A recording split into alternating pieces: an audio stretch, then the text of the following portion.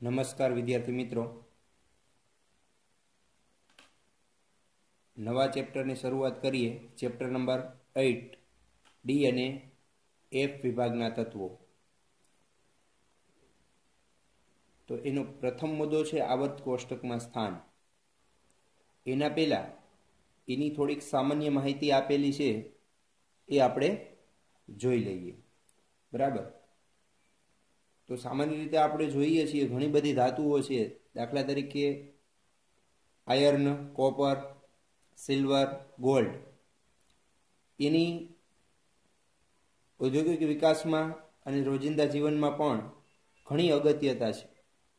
આ ઉપરાંત થોરિયમ, પ્રોટેક્ટિનિયમ, uranium nuclear ઉર્જાના શ્રેષ્ઠ સ્ત્રોત ગણાય. બરાબર, જેમાંથી આપણે ઉર્જા મળે છે. તો આ બધી ધાતુઓ છે એ ખૂબ જ અગત્યનો ભાગ ભજવે છે, અને આ બધી ધાતુઓ છે એનો ડી અને એફ વિભાગમાં સમાવેશ થાય છે. એટલે આ ચેપ્ટર છે એ આપણા માટે અગત્યનું ગણાય.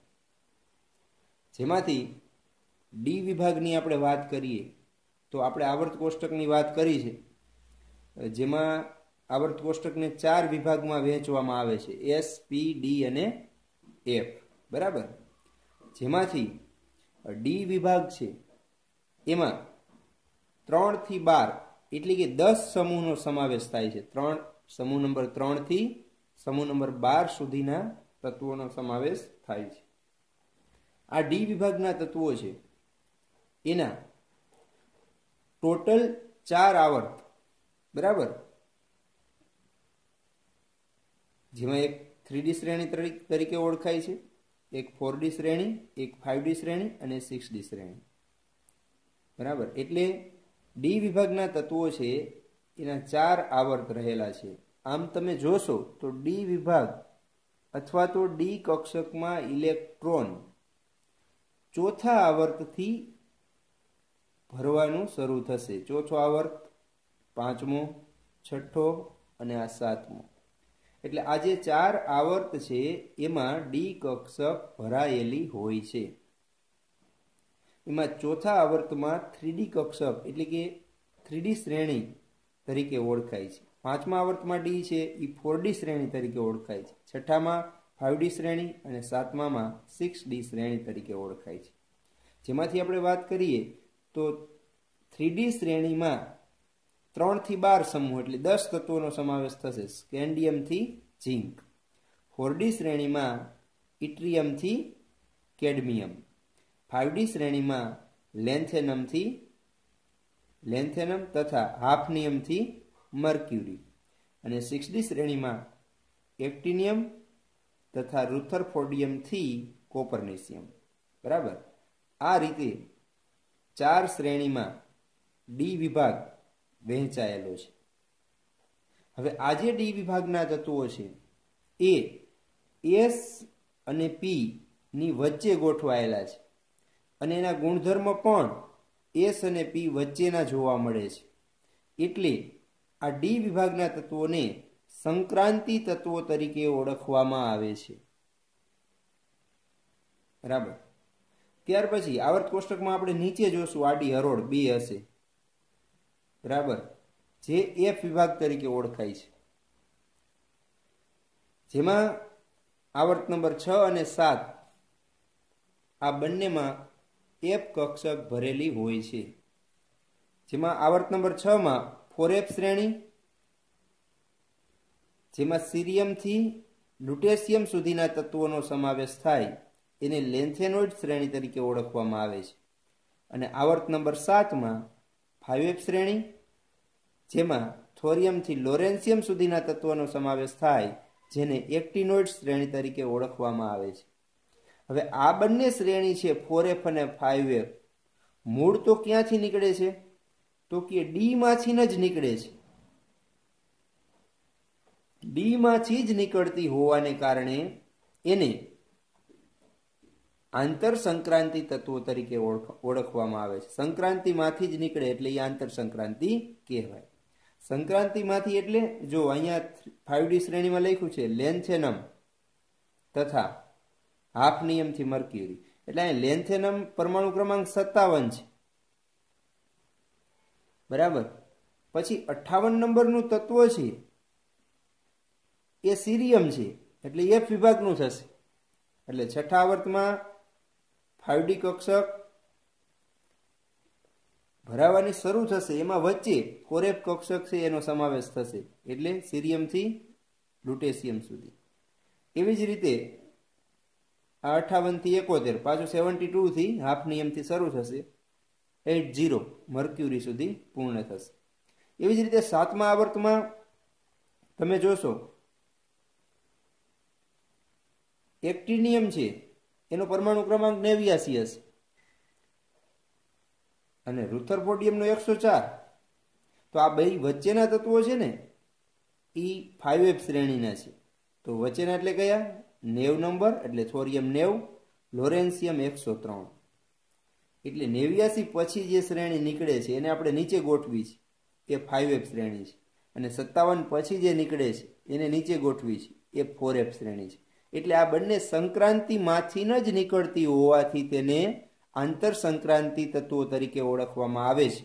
આ બંને શ્રેણીમાં 4F કક્ષક પૂર્ણ થતી હોય અથવા અપૂર્ણ રહેતી હોય એવી શ્રેણી લેન્થેનોઇડ અને 5F માટે એક્ટિનોઇડ શબ્દ છે એ વપરાય છે. કારણ કે આ લેન્થેનમ પછી આવે છે એટલે લેન્થેનોઇડ, આ એક્ટિનિયમ પછી આવે છે એટલે એક્ટિનોઇડ્સ. સમજાઈ ગયું?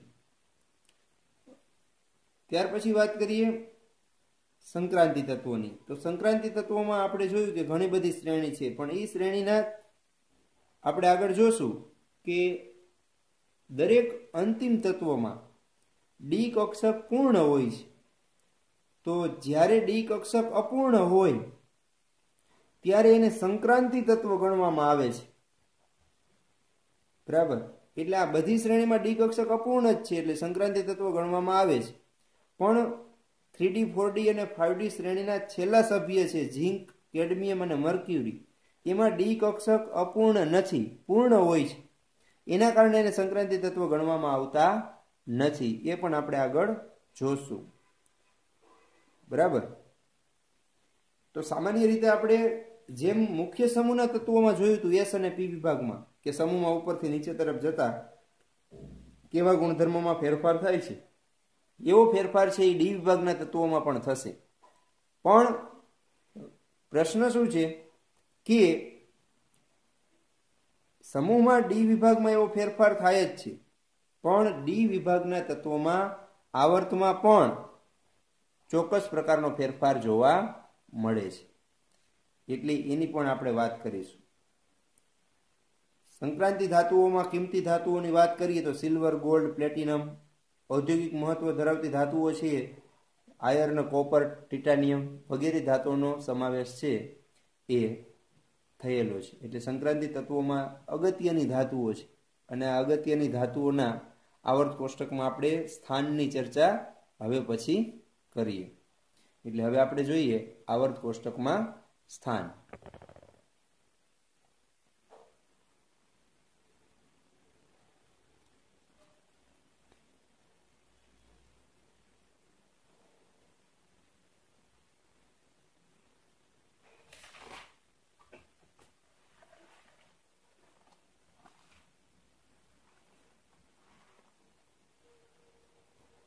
જો હવે સંક્રાંતિ તત્વમાં ડી વિભાગમાં આપણે આવર્ત કોષ્ટકમાં સામાન્ય રચના જોઈ કે એસ વિભાગ હશે, પી હશે, વચ્ચે ડી અને છેડે બે હરોળ છે એ એફ વિભાગની હશે.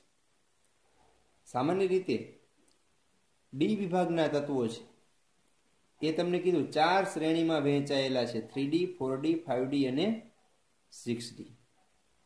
બરાબર. જેમાં સંક્રાંતિ તત્વો હશે એમાં ડી કક્ષક અપૂર્ણ હશે, જેમાં પૂર્ણ ભરાયેલી હશે એને સંક્રાંતિ તત્વ તરીકે ગણવામાં આવતું નથી. બરાબર. તો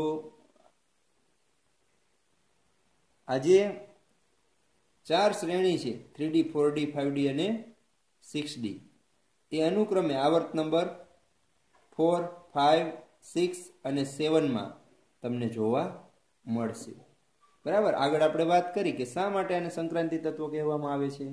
તો કે એમના ગુણધર્મ છે એ મુખ્ય સમૂહ એસ અને પીની વચ્ચેના અથવા તો મિશ્ર સ્વરૂપમાં જોવા મળે છે, એટલે એ બેની વચ્ચે સંક્રાંતિ પામેલા છે, એટલે એને સંક્રાંતિ તત્વ તરીકે ઓળખવામાં આવે છે. 3D શ્રેણી હશે તો એમાં 3D શ્રેણીના 10 તત્વો હશે 4D શ્રેણીના 10, 5D ના 10 અને 6D ના 10. દરેકમાં છેલ્લું તત્વ છે એ ડી કક્ષક પૂર્ણ છે, એટલે એ સંક્રાંતિ તત્વ તરીકે ઓળખાતું નથી. બરાબર, સમજાઈ ગયું? હવે તો સંક્રાંતિ તત્વ કહેવાય કોને, વ્યાખ્યા આપણે શું આપીએ તો કોઈ પણ તત્વની તમે ભૂમિ અવસ્થાની રચના જોશો, ભૂમિ અવસ્થા અથવા એની કોઈ પણ ઉત્તેજિત અવસ્થાની રચના અથવા અન્ય ઓક્સિડેશન અવસ્થાની રચના,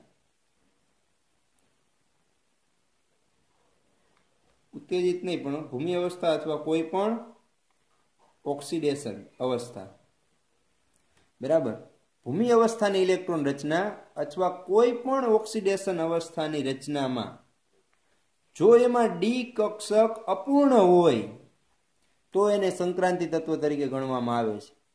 એટલે કોઈ પણ ઓક્સિડેશન અવસ્થામાં, દાખલા તરીકે આપણે કોઈ એક તત્વની વાત કરીએ, મેંગેનીઝ છે, તો મેંગેનીઝની ભૂમિ અવસ્થાની રચના તો આપણે ખ્યાલ જ છે, પણ એની જે ઓક્સિડેશન અવસ્થા એ ધરાવી શકે છે, દાખલા તરીકે +2 ધરાવી શકે, +3, +5, +7 વગેરે, તો એની ગમે તે એક ઓક્સિડેશન અવસ્થામાં ડી કક્ષક જો તમને અપૂર્ણ જોવા મળે તો એને સંક્રાંતિ તત્વ ગણવાનું, અને જો અપૂર્ણ જોવા ન મળે તો સંક્રાંતિ તત્વ નહીં ગણવાનું.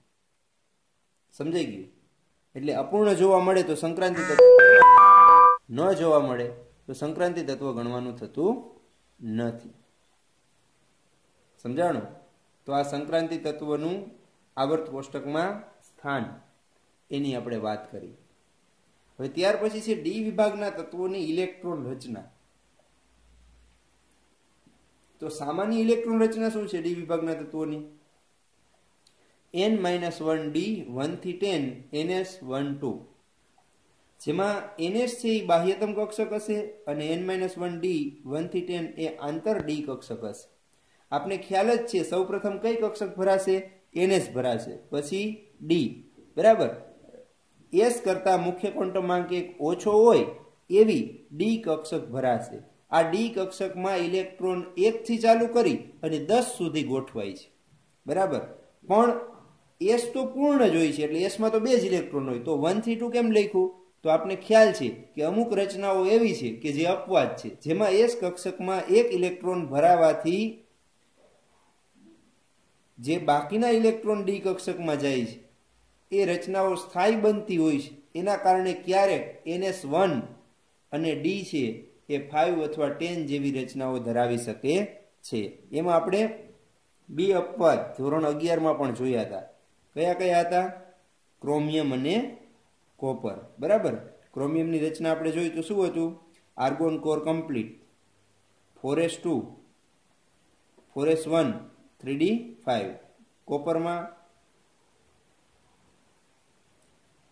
4s1, 3d10, બરાબર. તો આ 2 રચના છે એ અપવાદ હતી, પરમાણુ ક્રમાંક 24 અને 29, કે એસમાં પહેલા 2 ઇલેક્ટ્રોન ભરાવા જોઈએ પછી ડીમાં ઇલેક્ટ્રોન ગોઠવાય.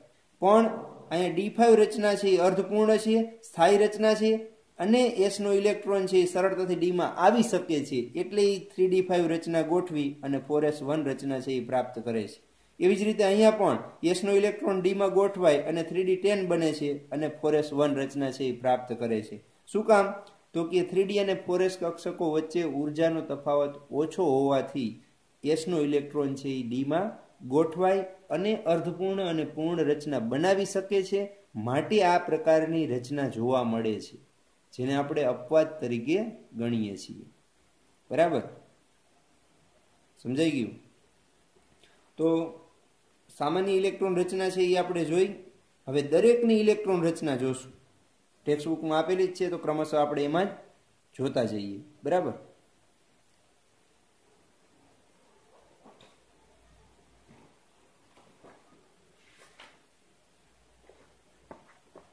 જોવો જોઈએ. સૌથી પહેલા છે પ્રથમ શ્રેણી સ્કેન્ડિયમ, પરમાણુ ક્રમાંક titanium, vanadium, chromium, manganese, iron, cobalt, nickel, copper અને ઝિંક. બરાબર, એના પરમાણુ ક્રમાંક આપ્યા છે 21 થી 30. હવે દરેકમાં આર્ગોન કોર કમ્પ્લીટ જ હશે એટલે 18 સુધી તો પૂર્ણ જ હશે. 18 પછી પહેલા ઇલેક્ટ્રોન શેમાં ગોઠવાશે? 4s માં. એટલે 4s2, 18 ને 2 20, 20 ને 1 3d માં, 3d1 21. ટિટાનિયમમાં 4s2 3d2, વેનેડિયમમાં 4s2 3d3. ક્રમશઃ ડીમાં એક એક ઇલેક્ટ્રોન વધતો જશે. જો ક્રોમિયમમાં 4s2 3d4 થવી જોઈએ પણ આ અપવાદ છે એટલે શું થશે? 4s1 3d5, 4s2 3d5, 4s2 3d6, 4s2 3d7, 4s2 3d8. વળી અપવાદ આવી 4s1 3d10 અને છેલ્લી છે 4s2 3d10. બરાબર. તો આપણે સંક્રાંતિ તત્વોની વ્યાખ્યામાં શું કીધું હતું? ધરા અવસ્થાની રચનામાં અથવા કોઈ પણ ઓક્સિડેશન અવસ્થાની રચનામાં, આ ધરા અવસ્થાની રચના છે આમાં બધામાં ડી કક્ષક અપૂર્ણ જ છે અહીંયા સુધી. આ બેમાં પૂર્ણ છે પણ આ બેમાં કોપરનો ઓક્સિડેશન અંક કેટલો હોઈ શકે? +2 હોઈ શકે. +2 હોય તો +2 ની રચનામાં તમે જોશો તો એક ઇલેક્ટ્રોન છે એ આમાંથી જશે, S માંથી, એક D માંથી, એટલે D9 થઈ જશે. એટલે કોપર છે એને સંક્રાંતિ તત્વ ગણવામાં આવે છે કારણ કે કોપરની +2 ઓક્સિડેશન અવસ્થામાં ડી કક્ષક અપૂર્ણ બને છે. હવે ઝીંકમાં એનો મહત્તમ ઓક્સિડેશન અંક +2 જ છે. હવે +2 પ્રમાણે જોવો જોઈએ, ભૂમિ અવસ્થામાં તો ડી કક્ષક અપૂર્ણ નથી. +2 ની રચનામાં ઇલેક્ટ્રોન જશે તો શેમાંથી જશે? 4s માંથી. તોય ડી કક્ષક તો અપૂર્ણ થતી નથી. માટે ઝીંકને સંક્રાંતિ તત્વ ગણવામાં આવતું નથી. સમજાણું? હવે આ બે રચનામાં શું આપણે સમજ્યા? તો કે 3d અને 4s વચ્ચે ઉર્જાનો તફાવત ઓછો, માટે s નો ઇલેક્ટ્રોન છે એ d માં ગોઠવાય અને d5 અર્ધપૂર્ણ રચના કે જે સ્થાયી રચના છે એ બનાવે છે. એવી જ રીતે કોપરમાં 4s નો એક ઇલેક્ટ્રોન છે ઉર્જાના ઓછા તફાવતને કારણે 3d માં ગોઠવાય છે, જેના કારણે એની રચના છે એ 3d9 ને બદલે 3d10 કે જે પૂર્ણ રચના છે એ બને છે. બરાબર. એટલે આપણે કહી શકીએ કે ક્રોમિયમ અને કોપરમાં 4s2 3d4 ને બદલે 4s1 3d5 અને કોપરમાં 4s2 3d9 ને બદલે 4s1 3d10 રચના બને છે. સમજાઈ ગયું? એવી જ રીતે જોવો જોઈએ અન્ય શ્રેણીની ઇલેક્ટ્રોન રચના. તો કે ક્રમશઃ જ છે, આપણે ખાલી તત્વના નામ જ યાદ રાખવાના છે. ઇટ્રિયમ, zirconium, niobium, molybdenum, ટેકનેશિયમ, રૂથેનિયમ, રહોડિયમ, palladium, silver અને કેડમિયમ. આ નામ છે. ક્યાંથી શ્રેણી શરૂ થશે? બીજી શ્રેણી. જો બીજી શ્રેણી તમને ખ્યાલ જ છે, આપણે માની લો કે નિષ્ક્રિય વાયુ છે એના પરમાણુ ક્રમાંક યાદ કરીએ 2, 10, 18, 36, 54, 86. તો આ પહેલો આવર્ત, બીજો આવર્ત, ત્રીજો આવર્ત. ચોથા આવર્તથી પહેલી શ્રેણી શરૂ થઈ એટલે 36 એ પહેલી શ્રેણી પૂરી થઈ ગઈ આપણી. હવે બીજી શ્રેણી છે એના પછીના આવર્તમાં આવશે તો 37 ને 38 ક્યાં આવશે? S વિભાગમાં. પછી 39 થી ડી વિભાગમાં. એટલે જો 39 થી છે 10 તત્વ ક્રમશઃ ગણી લ્યો. 39, 40, 41 થી 48, 10 થઈ ગયા. બરાબર. હવે ઇલેક્ટ્રોન રચના આમાં હવે ક્રિપ્ટોન કોર કમ્પ્લીટ એટલે 36 પૂર્ણ હશે. પેલા S માં 5s2 4d1 એટલે 36 2 38 ને 39. Zirconium 5s2 4d2 36 2 38 2 40. સમજાણું? જો અહીંયા બે જ નિયમ પ્રમાણે જોવા મળે છે. હવે બધી અપવાદ છે. જો 4s માં 5s માં 2 હોવા જોઈએ અને આમાં 3 હોવા જોઈએ, પણ એક આમાંથી આમાં આવી જાય એટલે આમાં 1 ને આમાં 4, આમાં 1 ને 5, 1 ને 6, 1 ને 7, 1 ને 8. આ અપવાદ 0 અને 10 એમાં એકય નથી. 1 અને 10 અને આ નિયમ પ્રમાણે 2 અને 10. સમજાણું? તો આમાં અપવાદ છે, અમુક નિયમ પ્રમાણે છે, અમુક D10 પૂર્ણ રચના છે. તો તમે એને કેવી રીતે યાદ રાખશો? જો સમજાવો. પેલી શ્રેણીમાં તો તમને ખબર પડી ગઈ 2 અપવાદ છે, ક્રોમિયમ ને કોપર, કારણ કે 11માં પણ આપણે અભ્યાસ કરી ચૂક્યા. હવે બીજી શ્રેણીમાં શું યાદ રાખવાનું? તમને ક્રમશઃ 39 થી 48 તત્વોના નામ અને ક્રમ ખબર છે, તો સૌથી પહેલા તો આપણે એ યાદ રાખવાનું કે D10 રચના છે ને એ કેટલી છે. તો આમાં છેલ્લી 3 D10 રચના છે ભૂમિ અવસ્થામાં. D10 રચના પહેલા ડી તમારે વિચારી લેવાની, પછી વધે ને એટલા ઇલેક્ટ્રોન એસમાં ગોઠવી દેવાના, એટલે અહીંયા 0 1 2 એ ઓટોમેટિક આવી જશે. એટલે આ 3 યાદ રહી ગઈ. પછી બીજું નિયમ પ્રમાણે કેટલી છે એ યાદ રાખવાનું. બીજો મુદ્દો નિયમ પ્રમાણે પહેલી 2 39 અને 40. અને ત્રીજો મુદ્દો યાદ રાખવાનો વચ્ચેની બધી અપવાદ. અપવાદમાં શું કરવાનું? એસમાં 1 ઇલેક્ટ્રોન, બાકીના ડી એસ પૂર્ણ નહીં કરવાનું. આવી રીતે યાદ રાખશો એટલે ઇલેક્ટ્રોન રચના છે એ યાદ રહી જશે. પછી છે તૃતીય શ્રેણી. તૃતીય શ્રેણીમાં લેન્થેનમ 57 થી ચાલુ થશે, પછી 58 થી 71 એફ વિભાગમાં, એટલે સીધો અહીંયા કેટલો આવશે પરમાણુ ક્રમાંક? 72. હાફનિયમ, ટેન્ટાલુમ, ટંગસ્ટન, રહેનિયમ, ઓસ્મિયમ, ઇરિડિયમ, પ્લેટિનમ, ગોલ્ડ અને મર્ક્યુરી. પરમાણુ ક્રમાંક 57, પછી અહીંયા 72, ક્રમશઃ 80 સુધી. બરાબર. હવે પરમાણુ ક્રમાંકમાં અહીંયા 36 પૂરું થયું, પછી બીજી શ્રેણી 54 પૂર્ણ થશે, એટલે 54 પછી આ નવી શ્રેણી ચાલુ થશે. 55 56 એસમાં, 57 ડીમાં, વળી 58 થી 71 એફમાં, 72 થી પાછા 80 ડીમાં આવશે. બરાબર. એટલે અહીંયા થશે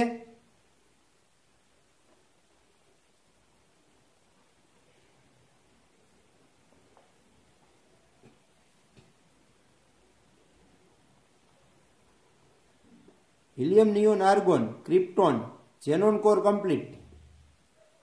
બરાબર. એમાં 6s માં 2 ઇલેક્ટ્રોન, પછી 5d માં 1, ક્રમશઃ જ ગોઠવાશે. આમાં જુઓ 6s2 5d2 ક્રમશઃ, પછી 3 4 5 6 7 છે. અપવાદ અપવાદ અને નિયમ પ્રમાણે આ તૃતીય શ્રેણી થઈ. પણ તૃતીય શ્રેણીને ક્રમમાં તમે યાદ રાખી લ્યો. પછી શું કરવાનું? પછી D10 વાળી કેટલી રચના એ યાદ રાખી લેવાની. આમાં છેલ્લી 2. બરાબર. બાકી એસમાં એ પ્રમાણે ઇલેક્ટ્રોન ગોઠવી દેવાનું. બીજું શું યાદ રાખવાનું? નિયમ પ્રમાણે કેટલી? તો કે બધી, એક સિવાય, પ્લેટિનમ સિવાય. પ્લેટિનમમાં અપવાદ છે, પણ એ અપવાદ કેવો? એસમાં 1 ઇલેક્ટ્રોન, વધે એટલા ડીમાં ઇલેક્ટ્રોન. સમજાણું? એટલે ત્રણેય શ્રેણીમાં પેલા D10 રચના કેટલી આવે છે? પહેલી શ્રેણીમાં છેલ્લી 2 આવી, બીજી શ્રેણીમાં છેલ્લી 3 આવી, અને ત્રીજી શ્રેણીમાં છેલ્લી 2 આવી. 2 3 2 આવી. પછી નિયમ પ્રમાણે તો કે પહેલી શ્રેણીમાં બધી નિયમ પ્રમાણે, ક્રોમિયમ ને કોપર સિવાય. બીજી શ્રેણીમાં પહેલી 2 નિયમ પ્રમાણે, બાકી બધી અપવાદ. તૃતીય શ્રેણીમાં બધી નિયમ પ્રમાણે, એક જ અપવાદ, પ્લેટિનમ. અપવાદમાં શું? 4s1 3d9. બરાબર. ચતુર્થ શ્રેણી. ચતુર્થ શ્રેણી છે એ ક્યાંથી ચાલુ થશે? 2 10 18 36 54 86. એટલે રેડોન કોર કમ્પ્લીટ 86. પછી 87 88 એસ માં જશે, 89 એક્ટિનિયમ, 90 થી 103 એફ માં જશે, પછી 104 રુથરફોર્ડિયમ, ડુબનિયમ, સિબોર્ગિયમ, બોહોરિયમ, હાસ્યમ, મેટનેરિયમ, દર્મસ્ટાદટિયમ, રોન્ટજેનિયમ ને કોપરનેસિયમ. અહીંયા આપણી ચતુર્થ શ્રેણી પૂરી થશે, એટલે 6d. બરાબર.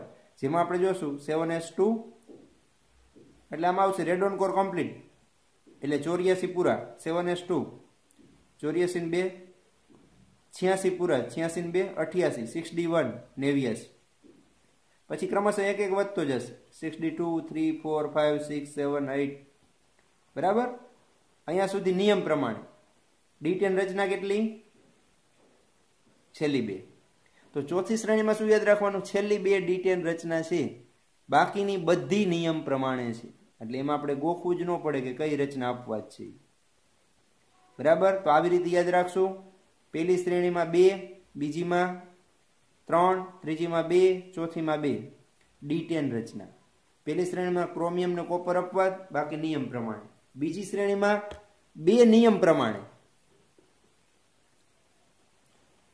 બાકી બધી અપવાદ. ત્રીજી શ્રેણીમાં બધી નિયમ પ્રમાણે, પ્લેટિનમ અપવાદ. ચોથી શ્રેણીમાં D10 સિવાયની બધી નિયમ પ્રમાણે ગોઠવાય છે. સમજાઈ ગયું?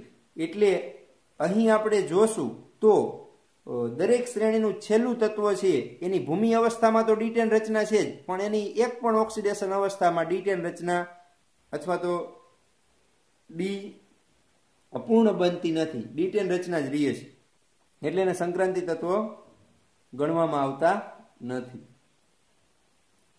સમજાઈ ગયું? ખબર પડી? તો ત્યાર પછી જો એટલે ઝીંક, કેડમિયમ, મર્ક્યુરી અને કોપરનેશિયમ આ કઈ છે? તો કે દરેક શ્રેણીના છેલ્લા તત્વોની વાત છે. એ બધાની રચનામાં D10 તમને રચના મળશે, ક્યાંય તમને ડી અપૂર્ણ મળશે નહીં, એટલે એને સંક્રાંતિ તત્વ ગણવામાં આવતું નથી.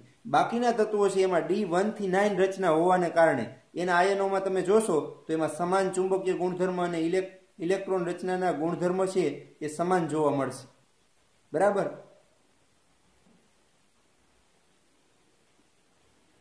એના કારણે એના લાક્ષણિક ગુણધર્મો વિવિધ ઓક્સિડેશન અવસ્થા અને રંગીન આયનોનું નિર્માણ, સંકીર્ણ બનાવવાની વૃત્તિ, ઉદ્દીપકીય ગુણધર્મ અને અનુચુંબકીય વર્તણૂક, આ બધા ગુણધર્મ છે એ ડી અપૂર્ણ હોવાને કારણે એટલે D1 થી 9 રચના હોવાને કારણે એમાં જોવા મળે છે. આ બધા ગુણધર્મની ચર્ચા છે એ આપણે આગળ ક્રમશઃ જોવાની જ છે. એટલે આપણે એમ કહી શકીએ કે સંક્રાંતિ તત્વો છે એ લાક્ષણિક ગુણધર્મ ધરાવે છે, વિવિધ ઓક્સિડેશન અવસ્થા ધરાવે છે, રંગીન આયનોનું નિર્માણ કરે છે, સંકીર્ણ બનાવે છે, ઉદ્દીપક તરીકેનો ગુણધર્મ ધરાવે છે, અનુચુંબકીય ગુણધર્મ ધરાવે છે. આ બધા ગુણધર્મ છે ને એ ડી અપૂર્ણને કારણે જોવા મળે છે. બરાબર? એટલે સંક્રાંતિ તત્વોમાં આવા ગુણધર્મ જોવા મળે છે. એ દરેક ગુણધર્મની ચર્ચા છે એ આપણે આગળ જોશું. સામાન્ય રીતે આપણે જોયું હતું કે મુખ્ય સમૂહના તત્વો છે એ સમૂહમાં એના પોતાના ગુણધર્મ છે એ રજૂ કરતા હતા ઉપરથી નીચે તરફ. એટલે એસ અને પીમાં આપણે એવું જોતા હતા ઉપરથી નીચે તરફ જતા વધે છે, ઘટે છે. પણ આ જે તત્વો છે સંક્રાંતિ તત્વો એમાં મુખ્ય સમૂહથી થોડુંક અલગ છે. એમાં સમક્ષિતિજ સામ્યતા વધુ જોવા મળે. સમક્ષિતિજ સામ્યતા એટલે એક જ આવર્તમાં ડી વિભાગની વાત કરીએ તો પ્રથમ શ્રેણી, બીજી શ્રેણી, ત્રીજી શ્રેણી, આ રીતે એમાં સામ્યતા વધુ જોવા મળે છે. તો આપણે એ રીતે એની ચર્ચા કરીશું. સમજાઈ ગયું? તો સામાન્ય રીતે પહેલા આપણે જોઈ પ્રસ્તાવના, પછી ડી વિભાગનું સ્થાન ક્યાં છે આવર્ત કોષ્ટકમાં, એની ઇલેક્ટ્રોન રચના, એમાં દરેક શ્રેણીની ઇલેક્ટ્રોન રચના જોઈ, કેવી રીતે યાદ રાખવી એ પણ તમને સમજાયું. બરાબર? તો બરાબર સમજાઈ ગયું હશે. એ પ્રમાણે આપણે વાંચીને યાદ રાખશું. ઓકે.